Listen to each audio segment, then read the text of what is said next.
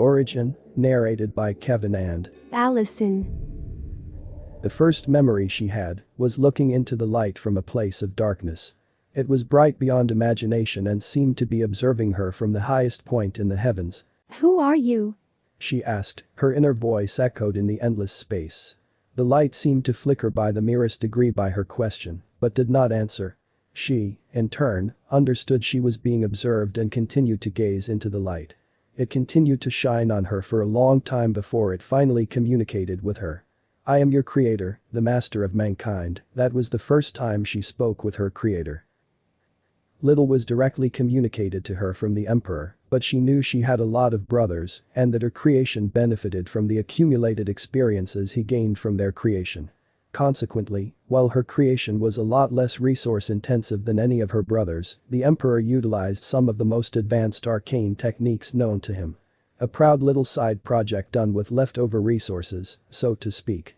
She was given the name Syrine by her creator, and she was to become an imperial heiress, with the term heiress used loosely to represent her status as a direct creation by the master of mankind. Such notions were hammered into her, even while she was but a faint conscious inside her incubator. Vast collections of knowledge were imprinted into her very being, so that when the time came she would help her creator and brothers to run the empire. The empire itself was on the verge of a brand new phase, one that promised eternal glory to mankind, and her help was needed. She was to act as an aid to the emperor on administrative tasks and be an anchor to the empire's internal affairs, where brute force and legions of super soldiers were poor tools. This much was communicated to her by the creator, the shining figure who called himself the master of mankind. Syrine for her part was ready for a lifetime of service to her creator, to work tirelessly behind the scenes or in front of the masses as the situation required. Be it to follow one of the brothers to further expand the empire or devote herself to further illuminate the galaxy with her creator's light, she was prepared for any task assigned to her. But somehow she was kept in the incubator for maybe too long a time, a deliberate action that was done without her understanding. Syrine felt she had spent an eternity basking in the emperor's light while growing inside her incubator. During this period she continued to learn about the world outside her incubator through a direct knowledge feed via an arcane data link. Syrine had the impression her creator was always extremely busy, she could feel his attention on her from time to time, but it always went by in a flash, a sudden burst of supernova out of nowhere, and gone before she could react. Inside the darkness, she continued to accumulate vast amounts of information and could rightly be considered a super sage before she even drew breath. She could recall an endless stream of information and perform hyper-complex mathematics inside her mind. But knowledge without context was simply lacking, and she grew restless, yearning for more. Once, on a rare occasion, when she felt the light's attention lingered on her for more than a second, she took the courage to ask, Are you my father? And what am I?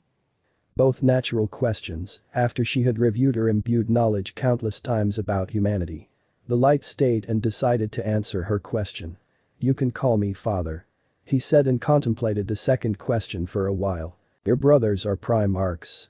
And as for you, you are lesser than your brothers, but greater than the rest of mankind." Primarch, but lesser. Lesser Primarch, a Primarch Minoris? She asked, the terms came naturally to her. The light did not disagree and left it at that. Another rare time when she felt his attention on her during the long dormancy, she asked, Father, when will you let me out? Again the light flickered by the merest of degrees before answering. "Not now, now is the time for might and brute force. Your talents will be needed later." Again, Syrine was left in the black void for an indeterminate amount of time. "We are almost done." One day, out of the blue, the emperor communicated to her. "Your skills will be put to use after this colossal mess is sorted," he said, sounding tired. That very notion brought great discomfort to her, for she could not fathom how someone as powerful as her creator could be under severe duress. What happened? Father? She asked. The emperor didn't reply, but she felt a hint of melancholy from her creator. "I hope the next time we speak it will be a happier occasion." It sounded so promising. Syrine did not know that this was the last time she would be having a proper conversation with her creator. When she finally escaped the enclosure of her incubator, the empire was in shambles, unceremoniously gutted by the most brutal war known to humanity. Her brothers had turned on one another, waging war across the stars. Her creator, the entity who she had called her father, was technically both insane and eternally on the verge of true death, confined to the Golden Throne. The promising world that was shown to her was no more, in its place, laid a grotesque shell of a fallen galactic empire where the dreams of eternal glory died.